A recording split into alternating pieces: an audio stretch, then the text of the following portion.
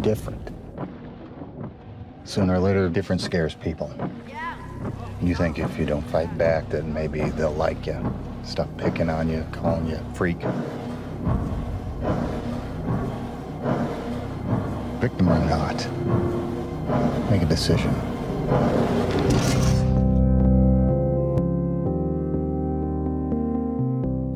Hello and welcome to Frame by Frame, the only film and TV review show on the internet hosted by us. I'm Jim. And I'm Nick. And this week, guys, if you've forgotten to do your taxes, it's okay because you've come to the right place. This week, we've watched The Accountant. So Ben Affleck plays an autistic savant who works as an accountant in a small town. He also works as a freelance accountant for some dangerous criminal organisations. He takes on a legitimate client, but things get out of control and his life becomes endangered. Your son is a remarkable young man. It wouldn't surprise me if he has more in common with Einstein, Mozart, and Picasso than he does with us. He has highly advanced cognitive skills. The obsessive personality. Can our son lead a normal life? Define normal. Maybe he's capable of much more than we know. All right, so Nick, I know you always wanted to be an accountant when you were growing up. Yes. So did this movie scratch that itch for you? I think for the most part it did. It definitely, The Accountant was one of those films that I guess idolises the intrigue and the mystique behind the world of accountancy. Sure. To say the least, I guess. And I guess, well, the primary aspect of the film doesn't necessarily obviously focus on the accountancy side, obviously, as you can probably imagine. More so trying to focus on the character that Ben Affleck plays and, using the accountancy as more of an outlet for him to express himself and put him in this world with, these other criminal organisations and see his character interact with some other, various characters in the film. Yeah, so the accountant really plays a kind of double life, doesn't he? He's got, on one hand, he's just seems to be a boring old accountant. Not that accountants are boring, anyone out there. But he's also got this other life working for criminal organisations, and he's got a backstory that's slowly revealed through a few flashbacks in the film, where his father has kind of trained him in kind of martial arts and weaponry, and is clearly something sinister going on. So early on in the film, it's revealed that obviously the accountant, Ben Affleck's character, does come from a broken home, and his father, in an effort to, I guess, hide some of the more noticeable aspects of his autism, puts him through a series of ritualistic training and beatings and whatnot in order to, I guess, through an aspect of discipline, try and get some of the noticeable aspects like nervous tics, the rocking, and just mannerisms that go hand in hand with autism and make them a little less noticeable so that his son could function in society. But Ben Affleck actually does a good job of playing an autistic character, I thought. Yeah, which is an interesting thing to say someone, you portrayed that autistic person quite well. Yeah, but he obviously put a lot of time and effort into getting the kind of mannerisms and the tics, and studied. I know he did talk to people with autism to get that role down pat. But that whole storyline for me didn't really mesh with some of the other storylines that were going on. I don't think it never really turned into anything, the autism storyline. And actually, they kind of had three storylines going in this film, and none of them really ever came together for me. It was a little bit messy. They had the autism storyline, they had his obviously accountancy storyline, and they had this other investigation storyline where he was getting investigated by the Treasury. Yeah. And they all thought, I thought at the end they were all going to kind of come together in this climax, but neither of them really went anywhere. No, I sort of get where you're coming from there. It felt like at the start of the film they really did stress heavily and rely on the concept of him being autistic, and then when they go to him, as a fully fledged adult working as an accountant, they don't tend to reference it as much as they potentially should have. Yeah, I guess what I'm trying to say, Nick, is that maybe this movie didn't really make sense to me. Like there was a few different storylines, or maybe the motivations of the characters never really made sense to me. I found it very watchable and even fun at times, but a bit messy and a bit all over the place. Yeah, and I would have liked to see them explore the world of mental illness and how it affected him in his adult life a little bit more. And I would have liked them to explore the dynamic of the relationship between Ben Affleck's character and his father, because we do reference it, we do see it very early on in the film when Ben Affleck is actually a child in it. But then as the film goes on, we don't see as much of it, and then we jump straight to a point where he's with his father as an adult, and I'd really like to see those middle development years from child to where the character ends up that we spend most of the film watching. Yeah, and actually another relationship I would have liked to see explore more is the one between him and Anna Kendrick, who played an employee of the organisation, she was great. She's a great actress and she was really funny in the role. But, and they had a really nice little dynamic going there where she was a really kind of bubbly people person and he's obviously a little bit socially shy. And they had a nice dynamic, and I probably would like to see a bit more of that even. Yeah, it was good to see that juxtaposition between characters with him being a little more reserved, and it was really good to see Anna Kendrick in a different sort of role. She's been in a lot of, I guess, comedies and such over the last couple of years, and that's not to say she's not funny in this film. She has her moments. But because of the nature of the film, what it's dealing with, she's forced to take on a little more serious role, which I think she does quite well. How did you get into financial consulting? Department of Labor statistics indicate it's one of the fastest growing professions. My dad was an accountant. He had the whole shtick. Dorky pocket protector and... I have a pocket protector.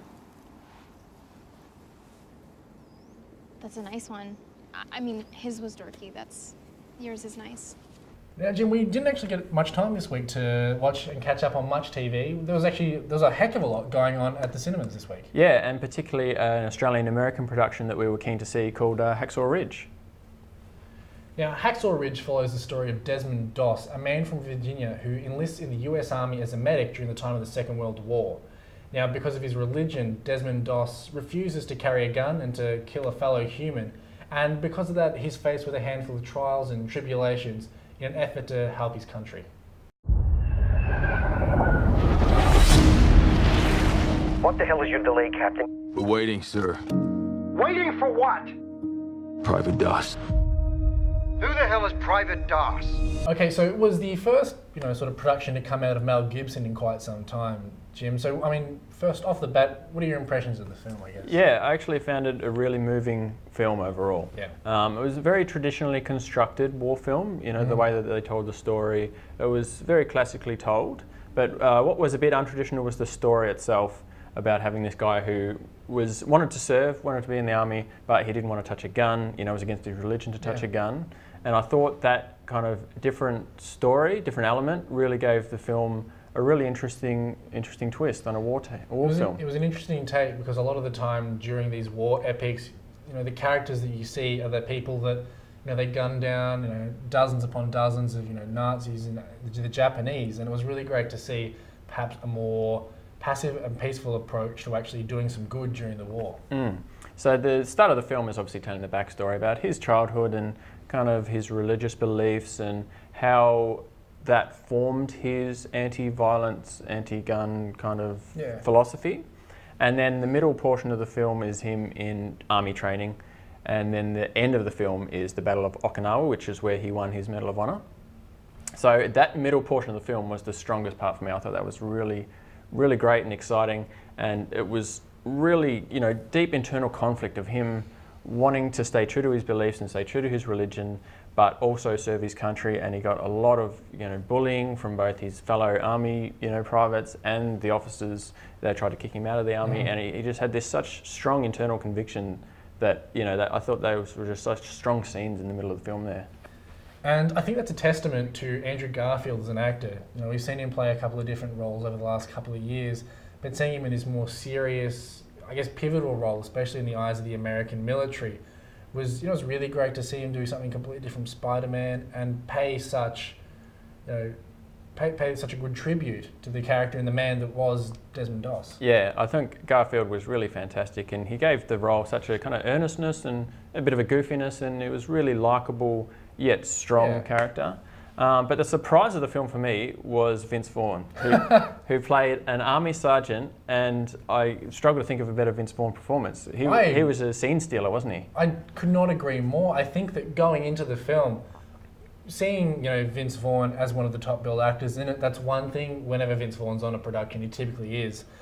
That doesn't necessarily mean the production's going to be any good. But goddamn, he was really amazing in this, I thought. Like, going from B-grade comedy films to doing a very serious war epic, and for him to pull it off so well, and it felt very natural. The character he played, just as Andrew Garfield's character felt natural, which is very surprising, and I think it was a great takeaway from the film. Nejim, you just mentioned that the film was shot very classically. It was told in 3 parts. You know, you see the birth and the introduction of Andrew Garfield's character as Desmond Doss. You see him training in the military, and then you see the final battle of Okinawa. And you are right in saying I did quite enjoy that middle portion because you do see, I guess, the inner conflict that he battles with whilst trying to become part of the military. But I think what this film did really well is the actual battle scenes that the film ends on. I think you see a lot of films, especially that focus on war so heavily, they want to throw like tons of guns, violence, death and whatnot in your face, which to a point, Hacksaw Ridge does do that, but I think it's a little more, it's done in more of a classy way, I feel. Yeah, I mean, we know Gibson as a director likes violence. He likes gore, you know, from Braveheart to, you know, Apocalypto and The Passion of the Christ. Yep. He doesn't shy away from the violence, but in this film, because it's a war film, it is pretty much justified, I would say. And, you know, it's very gory at times and very confronting, but it's meant to be, and it's not easy to watch, but it's not meant to be easy to watch. No. You know, it's unflinching take on war. It's really meant to shock you and see how really terrible war can be. It's a real credit to Mel Gibson. It's such an honest and accurate depiction of, I guess, the atrocities of the Second World War. And, and it's really good to see that he didn't shy away from that. Yeah, absolutely. And technically, really amazingly recreated. You know, shot in Australia in a dairy paddock, I think, but really well recreated war scenes. And even though it was a long war scene towards the end of the film, I thought they kept the story moving through the war scene. It wasn't just endless shooting and violence. There was actually a bit of a storyline that they were pushing through that. Yeah, there was good momentum. It wasn't just, this is the battle, we need to win, they need to lose. There was, you know, small parts, the little conflicts that happened within the bigger conflict, and that's what kept it going and kept, I guess, the audience and our attention. Yeah, absolutely. And great for Australia too, because a lot of it, I think all of it was shot in New South Wales. There was a lot of Australian actors used, apart from a few main American actors. A lot of the supporting cast was Australian actors putting on American accents. So it was great for the local film industry as well. I thought it was actually not, I hadn't seen much of Sam Worthington over the last couple of years in sort of the bigger budget productions. And even though his role was only minor, he's probably on screen for 5 to 10 minutes, if that. It was good to see a familiar face, and I thought he did pull it off quite well and convincingly. Yeah, so overall I found it a really remarkable and moving story. And at the end there was a nice touch where they had the real Desmond Doss and a few of other real characters in the show telling stories. And it really gave the film even more impact because the stories that they were telling you had just seen recreated in the movie, and you realise how closely they stuck to the real story, and I found that gave it even more emotional punch.